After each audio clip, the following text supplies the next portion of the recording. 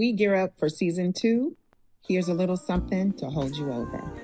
Welcome back to Journey to Queendom. Today's episode is a little bit different. It's softer, more personal, more in the room. You're going to hear today a short conversation between me and my son. Well, I don't know how short it is. It ain't really short, so tuck in, okay? But before you listen, I want to just set the container. He is not here to teach us something, although you may learn something. He is not content.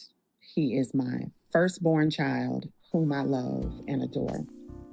So, what you're going to hear is just simply a moment of me listening. And in that listening, I was reminded of something that we oftentimes forget as adults, as parents, as mothers. Children know what safety feels like. They know what being supported feels like. They know what love looks like in action, even if you don't love them perfectly, if you don't teach them perfectly. Somewhere along the way, we learn to override those instincts. We start calling chaos normal, distance, independence, inconsistency, just the way the people are. But when I asked my son a few simple questions about feeling supported, cared for, his answers were clear, uncomplicated, and absolutely honest. We had some deep conversations in this one, and it really made me pause. So, after you listen, I'm going to come back and share what stayed with me in this conversation and what it might mean for us as women learning to move forward out of survival and into a deeper connection with our children, with our loved ones, with our friends.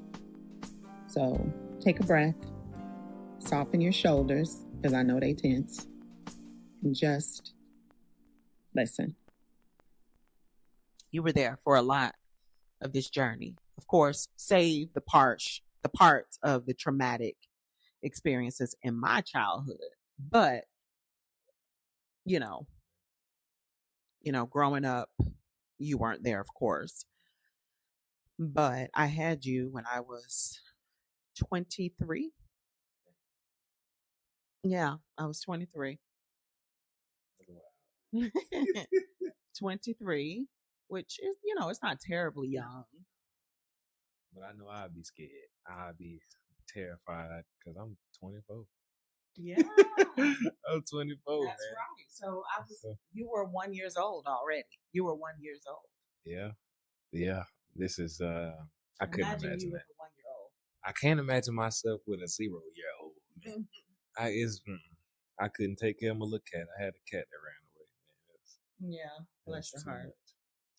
So I wanted to kind of get your perspective on the period in time where, it was just us. And it was just us for 10 years of your life, because I didn't meet Joe. I met Joe when you were turning 10. Yeah. That's true because we dated for a year. So it was like 8 turning 9. And then by the time we got married, you were 10.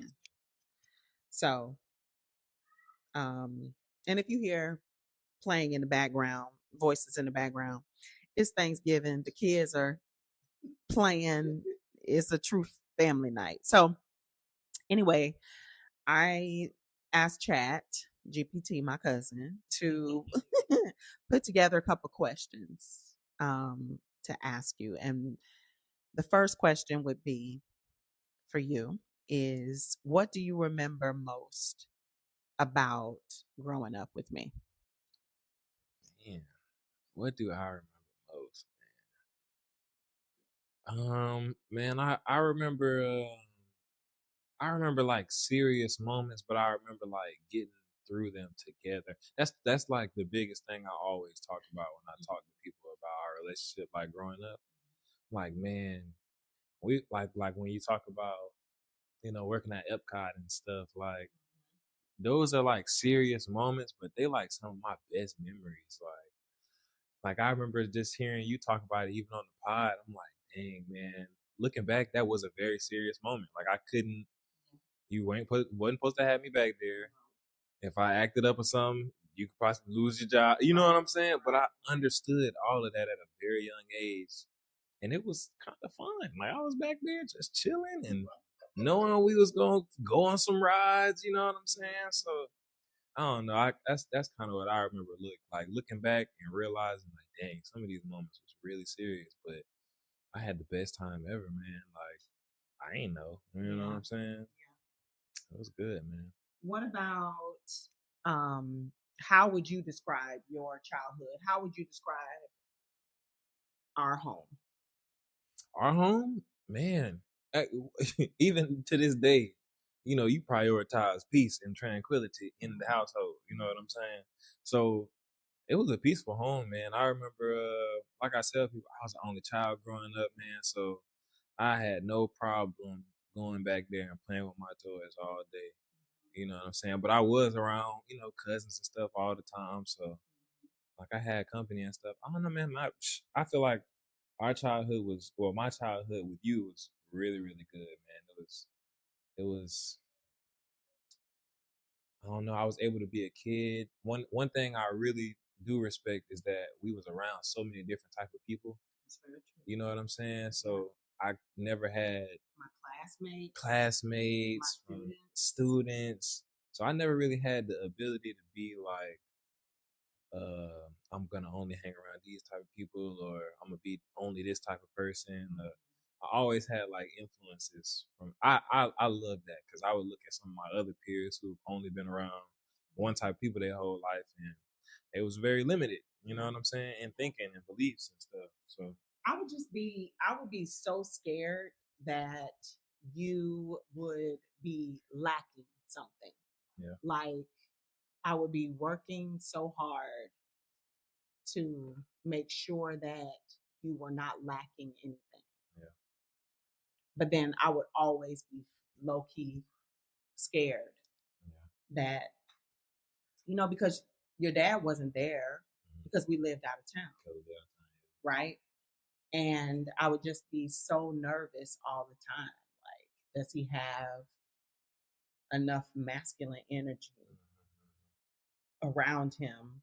Like I would be so scared about the things that I couldn't necessarily give you. I would say like learning how to be a man and stuff. I would say that came when we actually finally came back and stuff like that, and I was around like a lot more men. But learning how to be a person, period. Like I said, talking. Like I said, it's a pet peeve of mine. My little brother don't talk to the waitress. Like, talking to waitresses, explaining what I want. I wasn't never a shy person per se. You know what I'm saying? I ain't mind not talking. You know what I'm saying? But I never really had a problem talking to people, man. So you know what I'm saying? I don't know. Those are all kind I remember two things I want to talk about. So I'm just going to say them so I don't forget and you help me. Okay. There was this moment. Where you were outside playing, and we lived here at Grandma's house, right? And you were outside playing, and one of your friends had said something or did something to hurt your feelings. And you came in the house right through the front door, and you were huffing and puffing. And you were like, you were upset. And you were like, so and so did this. I don't remember exactly what they did. And you were like, they hurt my feelings. And I said, go back out there and tell them. Go back outside and tell them that they hurt your feelings. And if they hurt your feelings again, they're not your people. But if you tell them that they hurt your feelings and they adjust, then that's your people. And you went back outside and you told them. And y'all just kept on playing. I think what it was he had shot me with a BB gun. We was playing with BB guns, and he had shot me, but he kept shooting me. And I'm like, bruh, don't shoot me. And I came in crying because he was way older. Well, not way older. He was older than me. Mm-hmm. So I came in crying, and he told me that, yeah, we got back right and kept on playing. And that was that. So it's like stuff like that, man. Like just being a person, period. You know what I'm saying? Like if I was just around my dad or something, we probably would have fought that day. Right. Me and bro, yeah, you know what I'm saying? But I don't know, having that feminine energy, I can express my feelings. And that's something, every dude is still working on, obviously. But yeah, man. Okay, so here's the second thing. Can you describe what it was like? Okay, let me set this up. So, what grade were you in when I moved to Alabama? That was 8th grade. No, I'm sorry. 9th grade. 9th grade. Okay, so Joe, my husband, got a job. Well, he didn't get invited back to the current job that he was at, which was in Tallahassee. And so then he got a job offer for another job out of town, and it was in Alabama. And so he accepted that job, which meant that we would have to move to Alabama. How do you remember that time? Do you remember me asking you what you wanted to do? Can you, how do you remember that point in time? So you were basically faced with the decision to either move with us, me and your stepdad, to Alabama, or to stay in Tallahassee with your dad and stepmom.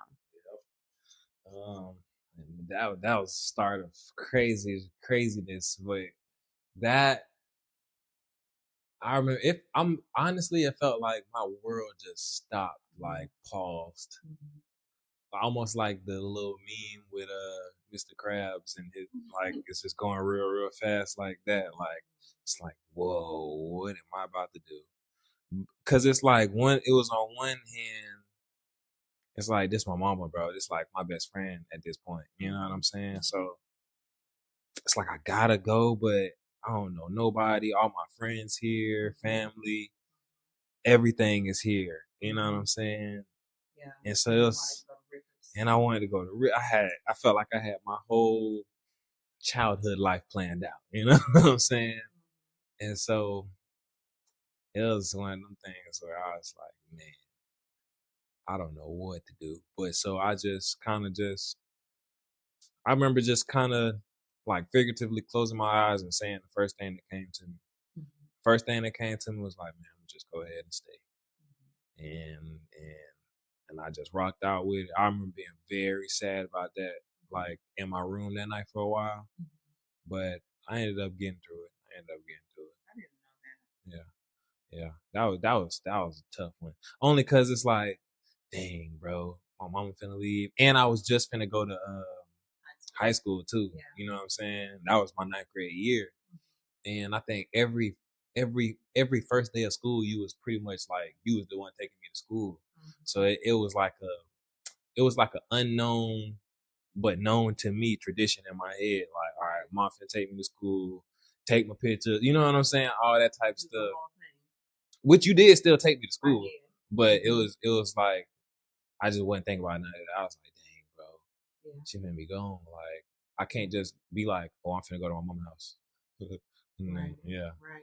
So it was different. That was crazy, and it was your choice. Yeah, my choice, man. Which I respect. Me to make the decision? No, I'm glad you made it a choice because either way, because bad, quote unquote, bad stuff happened when I stayed here, and if stuff happened that I didn't like while going up there, it would have my young mind would have caused all that or directed all that anger towards you. Like, this is your fault. You made me. Yeah, no. You know what I'm saying? This was my decision. And I was young enough / old enough to realize that you wasn't like leaving me. You know what I'm saying? I was past the point where I was trying to run Mr. Joe off. You know, me and him was cool, ace boom coon by then. So I really understood what was going on. I just didn't want you to leave. That's pretty much, that was all that. Yeah. That was very difficult. That was a very, very difficult time. I mean, because a lot of people were like, you're leaving your son, you know? And I was like, that's not what's happening, you know, but it certainly felt that way. It certainly felt that way. Um, and it was difficult. I always say that it was one of the most difficult choices that I have ever had to make. You know, I remember riding back and it was late. It was really late and just crying the whole way back home, you know, because first of all, I had never, ever, ever, ever been separated from you. Yeah, outside of just like, you know, you staying with your dad on the weekends. You know what I'm saying? Like, I had never been separated. And it was high school and it's a big moment and I didn't want to miss anything. And so that was a difficult time. How did you navigate those years? Um, it was tough, but I wouldn't say it was tough just because you left. It was tough because that's the first time, and it's crazy because now like me and my pop starting to talk about it a lot more. But that was the first time, and I'll be trying to get them to realize this too, man. That was the first time that they ever kept me full time. They became full time parents overnight. You know what I'm saying? And that was an adjustment for them too. You feel what I'm saying? And so they made a lot of mistakes. You know what I'm saying? As did I, because we didn't know. Yeah, exactly, because we didn't know each other like that. We, of course, we knew each other. I came from him, as you know what I'm saying. That's my dad. He always been in my life, but full time type junk. It's just certain stuff you gonna learn. Like, oh, you do it. Oh, you can't. I can't just talk to you. This. Oh, you know what I'm saying. So it was an adjustment, bro. We all of us bumped heads a bunch. All of us bumped heads a bunch. You know what I'm saying? Yeah. So it was a learning curve. A big learning curve for all of us. I can't just put it all on them. I can't just put it all on me. It was a big learning curve for all of us, definitely. But we got through it, man. We is the best of friends now. You know what I'm saying? Can't nobody talk about them but me. You know what I'm saying? I hear you on that. but it was tough at first, definitely. Yeah. The other part is like, I think I was determined to be in Tallahassee as much as I possibly could, you know? So I remember like I told my job, I was like, okay, I'm not going to have rehearsal on Fridays because Fridays are game days and I'm going to be at every game, home game of my son. And that's non negotiable, you know, especially your senior year. You was the only person, I don't know if you knew that, but you was the only person that came to every single game. Home game. Every single home game. Right. Yeah. Every single one. Well, the only away game, let me say, especially senior year. Senior year, I was a beast about it. You was there, bro. Cause did you go to that Madison game? No, I didn't go to Madison. Who came to Madison? That was Auntie them that came to Madison. Was it Auntie Toya? I think Auntie Toya came to Madison. Yeah. But I know I sent somebody. Yeah, man. He pretty much came or had a representative on your side to every single one. That meant something right there. Yeah, that was like a non-negotiable. I told my boss, I even sat down with him and I was like, listen, it's senior year. I can't be up in here. I got to be in Tallahassee. And I just remember, you know, I would go to the games and then after the games, we would just like go to Waffle House and be talking all night, or we would just sit in your car or in the car and just, you would catch me up on everything that was happening, you know. Bro, that was everything around that time, man. I'm saying that was everything around that time, man. Because, bro, that was a tough year, man. You know what I'm saying? That was a tough year. Hurt, man, and just like I said, trying to get to know everybody at the house. So we button heads. You know what I'm saying? Then I had a homeboy who was button heads with his people. That's true. You feel me? So it was so much going on that year, man, to where you needed them little times, man, of just like escape, like, oh man, like it's back to the old times. Mm-hmm. That was cool, man. It's interesting because, you know, I had friends, of course, who had kids around the same age as me, and they would always be talking about, how difficult it was to be raising a teenager. But I really never felt that. You know what I'm saying? Like, I felt, now, of course, you got into your share of shenanigans. Okay. Some I knew, some I did not. But one thing for sure is that you were going to keep it 100 for the most part. You know what I'm saying? On the big things. Like, and I think that was something that we had that a lot of my friends did not have with their kids. Because I would be hearing them talk about, oh, they're doing this and they're into this and we fighting and da da da da, and I'm like, I can't really relate. I can't really relate. First of all, I was hard on you. Especially when you were younger. I was extremely hard on you.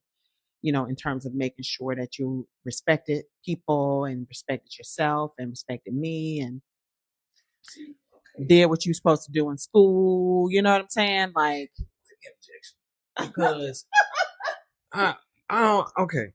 Because I don't know what's your definition of hard on you. Mind you now, I'm the quote unquote victim in the situation. You feel what I'm saying? Yeah. If I ain't feel like you, if I ain't feel like you was crazy hard, like hard, bro. I'm thinking hard on you is like I'm seriously controlling what you wear. Like I'm talking about like to the point where it's like I feel like I'm trapped. I ain't never feel trapped. You know what I'm saying? No, I'm saying like if I felt that you were being disrespectful or if I felt that you were not doing what you're supposed to do in school, like I would pull that car over. And we would go at it. But Mom, do you remember? Do you remember one time when I got in trouble? I got in trouble. I can't remember what I did, but I was like older. I was probably like maybe in 8th grade or something, and you was like tired, bro. He was like, what do you want me to do? You know what I'm saying? What do you want me to do? And I was like, Mama, I'm gonna keep it a buck, man. I'll take that whooping. You know what I'm saying? I said I'll take that whooping, man. So I ain't get it over with, bro. And it's one of them things where it's like every time, I never felt like I got a whooping or like you yelled at me or something. And anytime I felt like I didn't deserve it, I don't feel like that. Only time I felt that way is when this is breaking news, y'all. Y'all probably didn't know I did this, but I brought a knife to school one time. Okay, but it wasn't no like kill you knife. It wasn't no type. It was one of them Swiss Army knives that had like nail clippers and stuff on it. And I was a boy. I was just trying to sharpen my pencils and show my friends. I wasn't trying to hurt nobody. But I did get in trouble. I ain't gonna lie. You know what I'm saying? I did get in trouble, and I ain't feel like I deserved that. But I ain't tell they ain't know. You know what I'm saying? They ain't know. But other than that, like I said, I don't feel like I didn't deserve like man, you ain't. No, I got because I got stories like that. You know what I'm saying? On other side or something like that. You know what I'm saying? Right. Where I'm like to this day I feel like I'm in the right. You know what I'm saying? I don't necessarily got that with you, man. So I think. Well, I'm telling you, that's a miracle. That's a miracle because I just felt like I was so hard on you. I was so hard on you. But here's the truth of the matter. The truth of the matter is this. I know for a fact that the things that I have accomplished, I know that it would not have been had you not been born. Because from the moment you were conceived to being born, I just felt like I have to make my son proud and I have to show him. I have to show him that it's possible, that it doesn't matter what you face, it doesn't matter what the world says you're supposed to be or whatever. you can do what you want to do. And I just want to show him that, you know. So I honestly, for real, always felt that you were the reason that I went hard, you know. I honestly felt that. All right. So then my question, I have another question. What is one of the most impactful memories that you have growing up? It doesn't have to include me, just memories that you have growing up. Oh, okay. Well, one of the most impactful period, like, I mean, you, this do kind of technically include you, but I remember again, y'all, I was getting in trouble again. You feel me? And I had to go to my uncle's house, like, for what felt like the week. Yeah. It wasn't the week though, but it felt like I was over there for the whole week, bro. I have so many stories within that weekend too. It's so crazy, bro. But anyway, I had to go over there, and I had to go to church with him and everything. He had like this little Bible study / like boys summer camp type thing that I was doing for a little bit. And in it, he was just telling me a bunch of stuff, and in that weekend he was showing me a bunch of stuff. Like that's really the weekend that he kind of solidified, like, bruh, any and it wasn't like I was getting in trouble like on some street type junk, like I was in the streets or anything. I was literally a child, you know what I'm saying? But you know what I'm saying, when you getting in trouble like that, you know, it can lead to anything, you know what I'm saying? So he was just it could kind of snowball. So he was just kind of just kicking it to me like, bro, any kind of street, kind of just like wanting to just be, you know what I'm saying, bro? We done did all of that for you, bro. It's kind of corny. They just made it kind of corny for me. Yeah. So what they really did was, even if they indirect, and I try to tell them this all the time, was they kind of influenced me little by little. Of course, I had to, it had to grow within me also, but it influenced me to be my own person for real. Like, no matter what that looked like, you know what I'm saying? Whether it's, I'm a nature guy. I like to pick up lizards and stuff like that, put it on Instagram. It don't matter what it is, bro.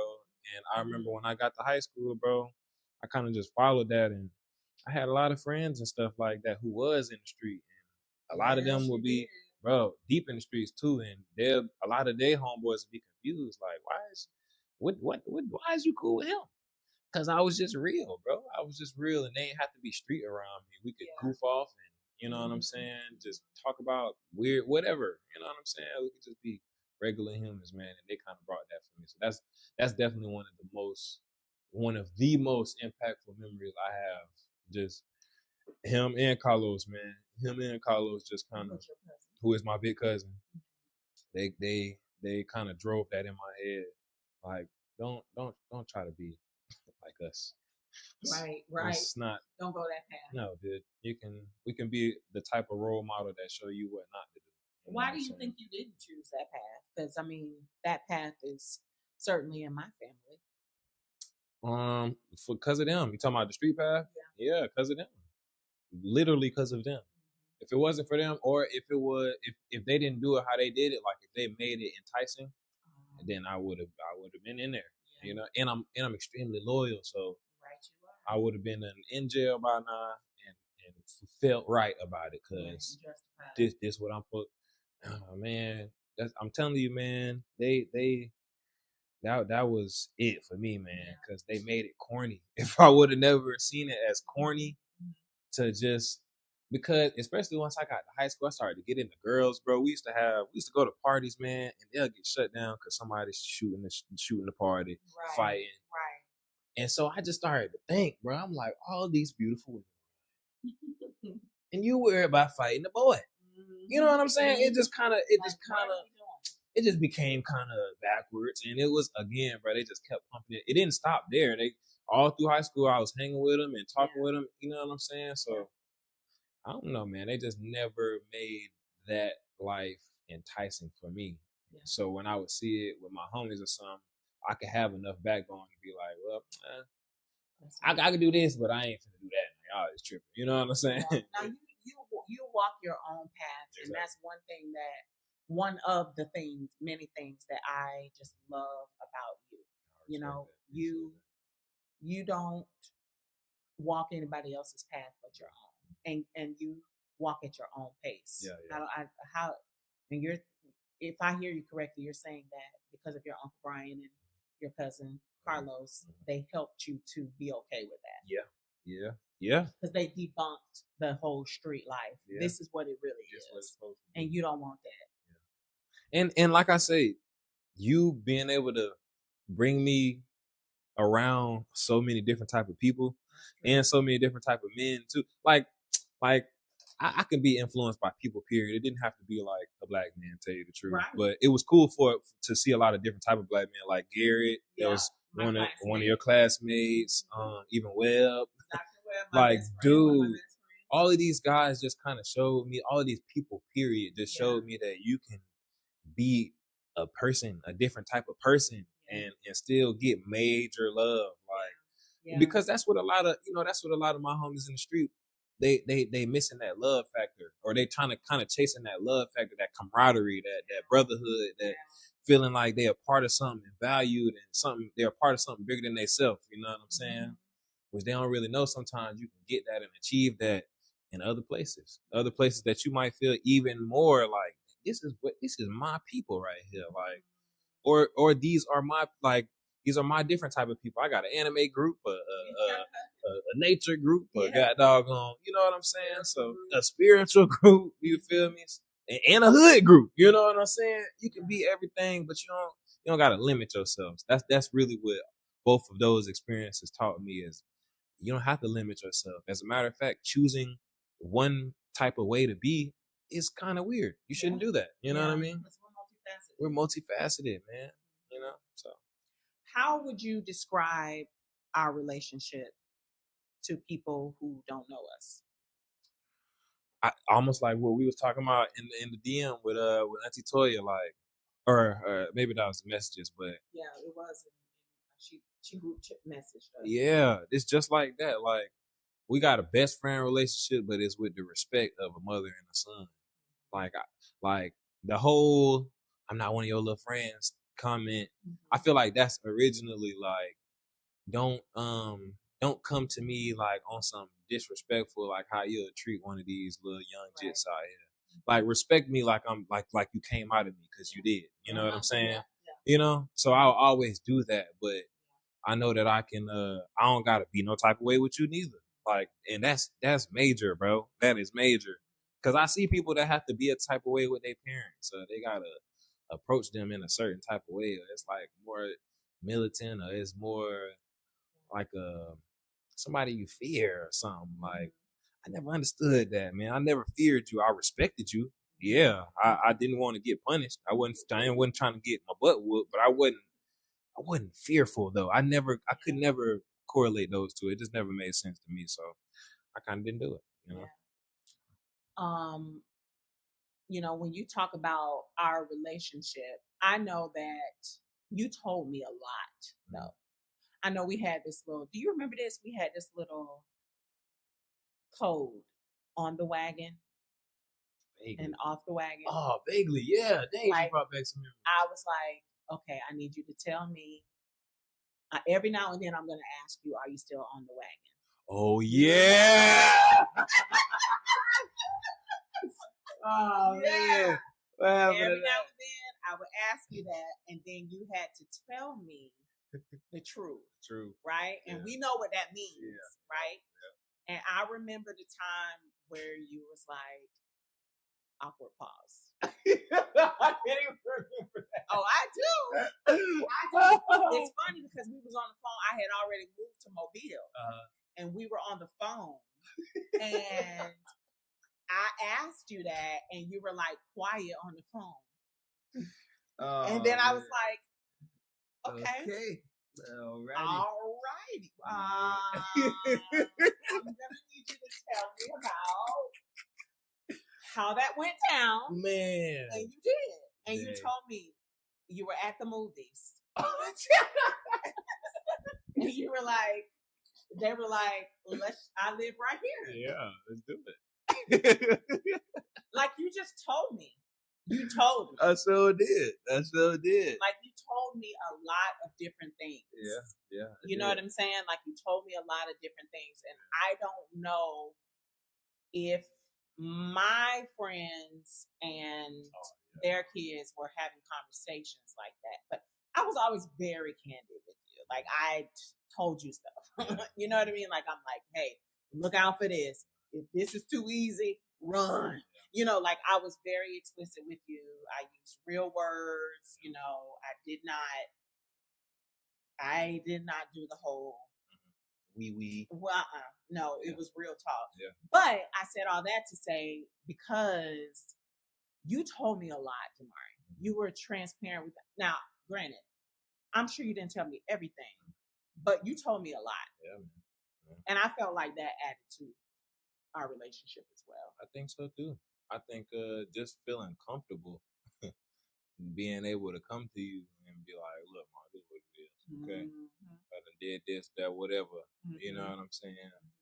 And just knowing that even if it's something like kind of bad or whatever, I might get a little scrutiny, but she gonna tell me like what it is. You know what I'm saying? And that's all I need to hear right now. I just need to hear what it is. Whatever. I'll take my punishment. Whatever, you know what I'm saying? Right. Whatever it is. You know what I'm saying? Right. So I think that definitely helps, man. Because you're right about that. I know a lot of people who is just they just sneaky with their people. Yeah. And maybe it's their people fault because they was too, sheltered. I don't know what it be. You know what I'm saying? But I know I don't experience that. And I'm very grateful for that. Yeah. That's something because again, we moved to Orlando and it was just me and you. And, you were not even in kindergarten yet. And it was hard out there trying to make ends meet and work, pay the rent and the bills and daycare and put food on the table and, also do the things that fed my soul, which were acting classes and, auditioning and, that kind of stuff. See, I ain't even understand that type of stuff. Mm-mm. That's wild. I just wanted to make sure that you had a childhood. So I was so happy when I got that gig at Disney because then I was like, okay, I can take him to Disney. I can take him to EPCOT. That's fun. And I remember you and your friends, taking you and your friends, Felipe and Skylar, I think his name was, and we all went. And things like that. I mean, I remember like if there were like festivals or activities happening in Orlando, we would go and just be outside and doing things, and you would be in my acting classes with me. Yeah. just chilling. Yeah, and those acting classes were, they didn't end till like 10 o'clock at night. It was long. Yeah, but you had like they made a little pallet for you in the corner. I mean, the whole class just accepted you. All I needed was my backpack full of my toys. Full of your G.I. Joe or whoever. Wrestling in. Yes. And you would be backstage with me when I was doing my shows and coloring. And, it seems like everybody around us, they would just take you in and, you know what I'm saying? And just, and it was hard though. It was hard. There were certainly hard times. It wasn't always sunshines and rainbows, but, I tried not to show you the hard parts of it, but it, certainly, of course, it was certainly difficult, but I think just me, especially the older I'm getting, I think all that kind of obviously it happened for a reason, but it happened for a bigger reason because I'm at that age now. You know what I'm saying? You are. I'm going through a lot of things that's just like an adult experiences for the first time or whatever the case may be. You know what I'm saying? And so for me to hear like what you was thinking and what you was going through in that time, the stuff that I just was too young to understand, it's kind of like motivating because now the older me, I can look back and look on it like, dang, everything, like you just said, everything just kind of worked out. Like, you know what I'm saying? Everything just kind of worked out. You got a job that I just so happened to be, you know what I'm saying? And all of this stuff. And so when stuff not seemingly not going well now in my life right now, I have to be reminded that since birth, it's always just it's been okay, man. We've been covered, man. Yep, you know what I'm saying? And you're favored, so it's gonna be fine. It's gonna be all right, man. You know what I'm saying? That's it's sometimes easier said than done, but if you just remind yourself, man, real quick, like them little stories, like, man, I'm all right. It's gonna be okay. I want to know if there is anything that you ever wanted to ask me. And I know that's a hard. What is that? I got it already. Oh wow! Yes, I do. Question? But it might not be for air. Well, it can be deleted. Okay. It is not for air. Okay then. Because I talked to my dad recently. Okay. And I talked to him, and I was just like, because I was just basically like asking him, like, bro, how was having me at freaking 21, 23, however the freak? How was that, man? I kept you so locked down. But I just wanted to know, how was that, even that, through his lens, you know what I'm saying? Yeah. What did you learn? Like even like our relationship and stuff. And one thing, he had so many regrets, but it wasn't like on some like, man, I wish I would have did this different. It was more so like, I hope she understood this. I hope she understood that. Like it wasn't that, you know what I'm saying? It wasn't that type thing. And I never was able to have that closure conversation, man. And sometimes I really wish I could remember verbatim what stuff he was saying, but I talked to him and he was just like, man, I want to say it was some family stuff. Like he just wanted to always make sure, like, man, it wasn't like that, man. I hope you know it wasn't like that. You know what I'm saying? But I guess that just makes me want to ask you, like, what? Because this is what I asked him. I think this is what I asked him. Because like I said, I'm getting older, you know what I mean? I'm into relationships and stuff now. I have a relationship of my own. And I remember just always kind of asking, like, what broke y'all up, bro? Like, what is that? And I remember for the longest until I got older and you know, him and you guys were able to explain more and more. But for the longest, all I knew was just like a spiritual kind of, you know what I mean? And even with that, I wanted to know, how was that? You know what I'm saying? Yeah. And he, like I said, he was more so on the thing, like, as he was learning more about himself, you was learning more about yourself too. But both of y'all was kind of like rebelled out. We were. You know what I'm saying? And I can relate to that because I'm young. I'm rebelled out too, man. Or I was even more rebelled out. You know what I'm saying? And I can just only imagine them two clashing. But like I said, he would always, or he was saying that he just wanted to make sure that you know that it wasn't no, like, I wish I could remember verbatim again. One of these days I'm asking. I would say this first and foremost. I would say this: your dad, and I will tell you this, and I've always told you this. Your dad is a good man. Point blank. Period. I never worried if your dad was cheating on me. I never worried if your dad was lying to me. I never worried about your daddy running game on me. As a matter of fact, if I said, when we were in high school, I said to him, he was dating somebody else. And I said to him, I want to go to prom with you. He was like, bet. So he dropped his girlfriend and went to the prom with me, and she was livid. She was livid. Good thing he did, because we ended up being prom king and queen. So anyway, so it was never on some, your dad wasn't no good, which is why I always told you, one girl at a time. That's not even in your blood to be a player, like from the Himalaya. Okay. So your dad was a good man. I think for me, and it was right about the time when you came. Quick pause. Yeah, sure. Quick pause, because you just reminded me. Okay. One thing he was saying was he wanted you to understand that he understood that, because he was playing football and stuff right around the time that I came along and stuff like that, and a lot of tragic football things happened to him, which I can relate to. You know what I'm saying? And he shut down. And he didn't know what he wanted to do in his life, and he felt like you already knew, you already had that planned out, and that's why I'm not gonna lie, I'm kind of jumping topics a little bit, but a lot of, like, a lot of crazy stuff that happened to me as far as with my work life and stuff like that. And man, he's been, respectfully though, but he's been real hard on me, like, bro, don't get comfortable, bro.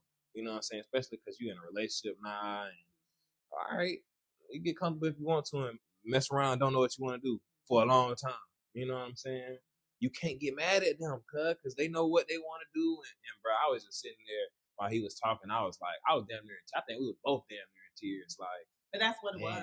Yeah. That's a big part of what it was. Yes, it was that we viewed spirituality very differently, and that was a huge part of our contention. But it was also the fact that I felt like your dad was not ambitious at all. You know, he would talk to me, you know, and I would be like, yeah, you working at the shop. Do you have any ambitions about owning the shop? You know what I'm saying? Having your own spot. And he was just like, I'm good. You know, and that would freak me out. It would freak me out because my ambitions and my dreams were so vivid and so humongous. And I felt like we did not see eye to eye when it came to the vision for my life, you know? And I would say stuff, he could tell you this. I would be like, I want to move to California. And he was like, okay. I could see the fear in his eyes, you know, and I'm like, it would just, in my eyes, and of course it was immaturity, but in my eyes, it was like, oh, he coming for your dream. Oh, he coming for your dream. And I remember very specifically, he went with me to, him and my dad, they went with me to tour the University of Florida. Oh my God, you bring it back. Yep. And my daddy told him, if you let her come up here, you're going to lose her. And that was it. Let me interject, because he definitely told me that. He definitely said that. He definitely said exactly that. And he said that's what happened. And he said was the big thing too. One of the big things, I think. He was like on that trip specifically, he said something else happened to where they was just like accommodating your every need or something like that. And he said something else happened to where it made him feel like, it made him look like he was like jealous almost, like damn, bro, like, especially because he was a football player, you know what I'm saying? He ain't get no, but he just wanted to make sure you ain't, bro, it wasn't like that. I was happy for you. Like, he wanted to make sure, but he never was able to have that conversation because he was never able to have that conversation, because he was like, after that, it was pretty much like, it was done. Yeah, you know what I'm saying? Yeah, it was done. I made up my mind. Yep. And I want to say he was talking about, like, I think he was back home. I think you had maybe came back home or for something for your birthday. Yep. And you was like, look, bro, what it is, what you gonna do? And I think he was still in that loop, kind of. And like I say, y'all, it was pretty much it. And he never was able to have a closure conversation, just letting you know, like, look, ain't no animosity, I wasn't jealous of you at all. I'm so proud of you, man. Even now, we still talk. I show him your podcast and all. Like, he looked just as dumbfounded I look. He'll ask me, like, how does it feel to see your mama on YouTube? I'd be like, you know what I'm saying? Like, so he definitely proud, man. And when he said that, I was just like, dang, bro, that is. You know, I never felt that he was not proud of me. I felt that he didn't. My thought was that he didn't understand why I was doing the things I was doing. Right. Because, I mean, check it. I was literally saying, I'm getting ready to move to California with this boy, and I'm getting ready to be an actress. Yeah. I mean, that sounds cuckoo for Cocoa Puffs. But in my mind, it was so realistic. It was so real to me. You know what I'm saying? Like it was palpable. And it has always been that palpable for me. I have always known that this field that I'm in now is what I wanted to do. And most people did not understand when I told them. Most people. My mama understood. She was like, cool, that's what we're doing. Right. But most people did not understand. So when Anthony did not get it, I was like, I can't be with him. I can't attach myself to him because I can't have anybody in my life that is going to deter me. And that was my biggest thing. I interpreted his trepidation for, you shouldn't be doing that. You're crazy. That is not. So I misinterpreted his trepidation. And actually, Joe helped me to understand that. He was like, what you don't understand, and Joe is my current husband, but what he was saying was, Marcy, you don't understand that most people do not come into this world knowing what they want to do. He said, that is not normal. So the fact that most people didn't really understand what you were doing, that's actually normal because most people don't know what they want to do. For you to be so sure and so clear on what it is you want and going after in that direction, of course, now it looks totally different than what what I originally imagined. But he said, for you to see that clear, that's not natural. That's not normal. And it freaks people out because they don't see that clarity. They have no idea what they want to do. And it took me a while to understand that disconnect was not something that was saying to me that I couldn't pursue. It was just, I don't know what that's like, right? The other thing, too, I think that about your dad and I was the religion, and that was another big part. But I think in my immaturity, the way that I saw religion back then, or faith back then, was if you are not the same as me, then you are trying to convert me to be the way that you are. And I saw that as a threat, as an attack. And that, at that point, I think was because my immaturity, and I really didn't have a relationship with God. I had more so a relationship with religion. And so, to be honest with you, in 100, I felt that the more time I spent with him, it would rub off on me, and then I would abandon my faith. And that freaked me out. It freaked me out. What I now know is that my relationship with God cannot be tampered. It can't be tampered. Just like I don't care who comes to me and tells me anything about Anthony Jamari Hassan. I don't give a freak nasty what they say. I know you. I birthed you. You is mine. Okay? There's nothing that anybody can say to me that's going to change the way that I feel about you. Nothing. Even if it's true. I don't freaking care because you're mine. And I did not realize that that's the same relationship that I have with God. That there is nothing that can change the way that I feel about God and what I know about God. And I think that because he was asking me some really tough questions and some questions that I didn't necessarily have the answer to at that time. And it's funny because your dad was the first person to tell me I should lock my hair. I was going to ask you, what things do I now say or do spiritually wise that I bring to you and stuff like that? Do you be like, oh my God, if this ain't Anthony, God doggone. Okay, let me answer it. Everything. Okay, people, he's running around the garage. We're filming in the garage. He's running around the garage right now.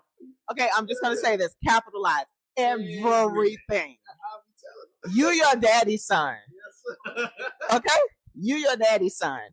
But it's so interesting because the compassion that I have for you, because you are my son, I did not have for your dad because he was not. I literally tell him all the time, like, buddy, I'm sorry, man. You just caught the short end of the stick, man, because I'm hers, man. She can't just leave me and abandon me, buddy. But she can do you like that. So, she got to listen to this one, man.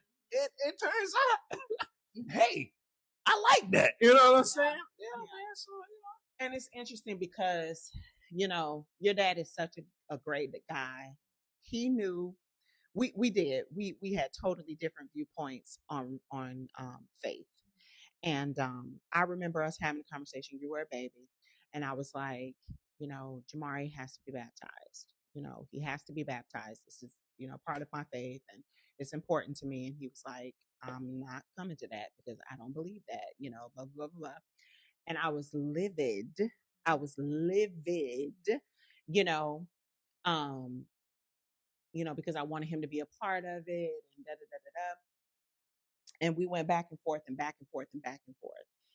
And eventually, your dad said, Marcy, I will do it for you. I will do it for you. And he did. He came to the ceremony. He came into a church house. He stood there beside me throughout the entire service. And I know for a fact that he did not want to be there, but he did it. He did it. And I don't know if I have ever told him how much that meant to me, and he was so willing to do that. I was not. If he asked me, I would have been like, hell to the no. You know what I'm saying? But that's just the kind of man that your dad is. You know what I'm saying? He has a beautiful, beautiful heart, a beautiful heart. And so do you. And so do you. And so we were just never able at the point in our lives where we were because we were young. We were young and I was super ambitious and your dad was super chill. You know what I'm saying? And I'm like, oh God, I cannot connect my life to a person like this because I got to get it. I got to get it. And, of course, I talk about this whole mentality in my podcast, of why I was getting it like that. But he was one of the individuals, very few outside of Joe, that really, honestly and truly had no ulterior motives. None. No ulterior motives, in terms of, our relationship. It was pure. Um, that's it. That's it. But we were very different. We were very different, in terms of our approach to life and faith. And I think that's the thing that kind of, made us go our separate ways. And I remember your dad, when I told him I was getting married, he was like, I need to talk to you.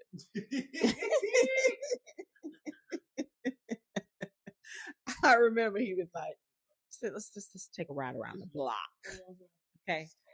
And he was just, he was like, are you sure? Yeah. Are you sure that and he was, I don't know if I should be saying this, but we both were like, he was like, are you sure? Okay. Because we could run this back. We could run this back, Marcy. And I was like, no, I really believe. He told me about that one too, if I'm not mistaken. He told me about y'all talk, and he was kind of with me already, yes, and he was getting serious. Yeah, he did tell me about that because if I'm not mistaken, he said you hit him up like, look, me and it's getting serious with me and this guy, man. So that was the talk. I think that was the talk that I'm thinking of. He said, getting serious with me and this guy, man. So what's tea, man? You know what I'm saying? And that talk was had. Yep, it was had. Here we are. And your dad would forever have my respect. And I remember, we went through a lot. When we moved to Orlando, it was a whole child support thing, and I just hate how the system approached that, and it made me look a certain way. And I remember just talking to him and going, I'm Marcy. Yeah. I am Marcy, the same girl from high school. I don't want anything from you. I am Marcy. I am for you. I don't want to hurt you, and we just had to get on the same page, and was like, listen, we got this beautiful baby, and I will never ever speak ill of I will never speak it. I don't have ill things to say about you, and he will never come to, Anthony Jamari will not be speaking ill of you in my home either. That's not how we're doing it. And we really got on the same page as our parenting, and was like, listen, this is how we're going to do it. I'm not going to be over here cussing you out and saying you ain't no good, because that's just not true.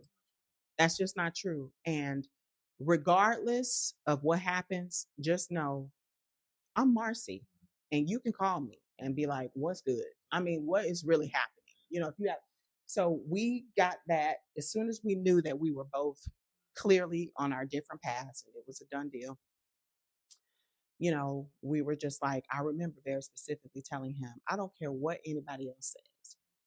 You know me. We've been messing with each other for a long time. So don't, whether your family's saying this or who is saying, forget all of that. Forget all of that. It's me and you know who I am. You know who I am, and you know for a fact that I love this child. I will say, man, I would think about it all the time when I was a kid, like, but not probably how y'all think. Like, dang, I wish my people was together, my mom and my daddy. I didn't. I'm gonna keep it a buck. Now I would wonder, like, I wonder why my mom, my daddy not together. You know what I'm saying? I would see other kids and stuff with their mom and their daddy together and stuff like that, but I didn't crave that because I knew both of you. You know what I mean? So I knew that you guys are where exactly where y'all supposed to be at. Y'all different, and I don't know if that's gonna like align. Yeah, man. So you guys are where you're supposed to be. I wouldn't have no other way, to tell you the truth, man. I wouldn't have no other way. And I will say, I respect.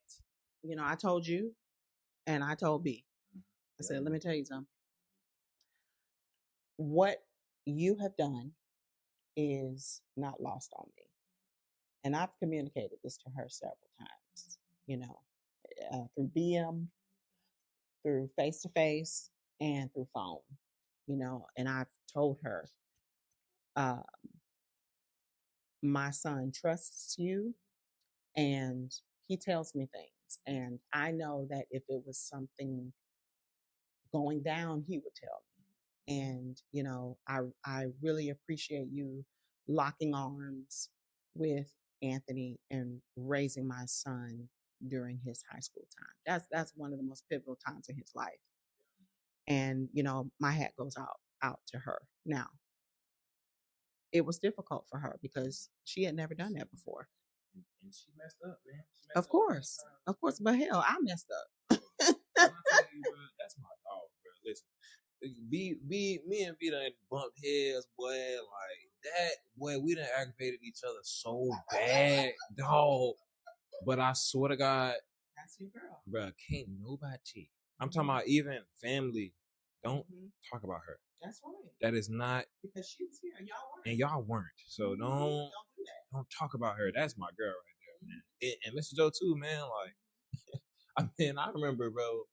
Man, and it's crazy, man. This dude is like, it's like he's not even real. I know, right? Dude, I would try to get this dude up out of here, man. Just because I was a young dude in school with a bunch of other people who had stepdaddies, and they was trying to get rid of their stepdaddy. So I'm thinking that's what you're supposed to do. You know what I'm saying? Just keep your mama. You your mama boyfriend. Bro, and it's crazy because I got homeboys who still think like this. at 24, 25, 26. I'm like, dog, we grown now, man. Your mama is stupid grown. Let her have a love life, man. You know what I'm saying? So it's one of them things where it's like, bro, I remember doing so much dumb stuff just to try to get this man so mad to be like, you know what? All right, I'm out of here. I'm never coming back. But it's like, bro, when I remember when I would get the probably the foulest thing I did. I remember Mr. Joe literally told me like to clean up or something. It was something so minute that I don't even remember what it was, dude. And I thought that man messed around and walked out that room. I said, mother. I stuck my middle finger up, y'all. Two of them, y'all. Two of them. Not one, but two of them. And he hit a pivot because he forgot something. He said, and Jay, I want to. He just looked so disappointed. I was like, dang. But I really didn't care until I seen you, how distraught you was. And you was crying. I'm like, why is she crying? You know what I'm saying? She acting like, and it kind of just all clicked like, man, she like this man. Let me got doggone chill, man. Like, so I kind of just did, man.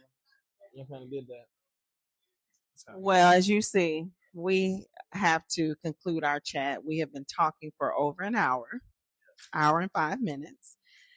Listen, we've been trying to get this conversation on the books for a while, and this is only part one. 1, 2, 3, 4. You know, because we got so much to say. And, you know, if y'all have questions for us, you know, please drop it in the comments. We will certainly be happy to answer them. You know, I am 46 and my son is 24. And, you know, we've been riding for a minute. And this is my oldest son, my firstborn. And I always say this, and he really showed me what true love was. I really didn't understand what that was until he came into the world. And I was beaten over the head with it at that time. So, I'm so happy you joined me. Thank you for having me, mother. You're quite welcome. All right, Journey to Queendom family. We will talk to you in the next episode. As we close this bonus episode, I just want to sit in the tenderness of what I heard. There was a part of the conversation that I just haven't been able to shake. For a long time, you know, if I'm honest, I carried just a little bit of quiet fear as a mother. I was so worried that I had been too intense, too firm, too driven. And that maybe in trying to prepare him for the world, I accidentally raised him in survival mode, where stress and high expectations and strong emotions were the norm. You know, I would look back and question myself. I would apologize to him, sometimes daily, wondering if, you know, I had missed something, if I had made it harder than it needed to be. But in this conversation, he said something that set me free. He didn't describe his childhood as pressure. He didn't describe it as fear. He just communicated the love he felt, the support, the safety. And I just can't fully explain to you what that did in my body. It just reminded me that love looks different. You know, sometimes it is messy, but what always shines through is that love. As women on this journey from survival into sovereignty, from isolation and connection, we're not just learning how to love others, we're learning how to trust that love has been present in our own lives too. So if you're carrying guilt, you know, soften it, release it. If you're carrying doubt, breathe into it. If you need the reminder that love lands deeper than you think, let this be it. This has been our bonus episode of Journey to Queendom. As you eagerly await our new episode dropping on my birthday, March 17th. I cannot wait. We are moving from survival to reigning. I hope you'll join us.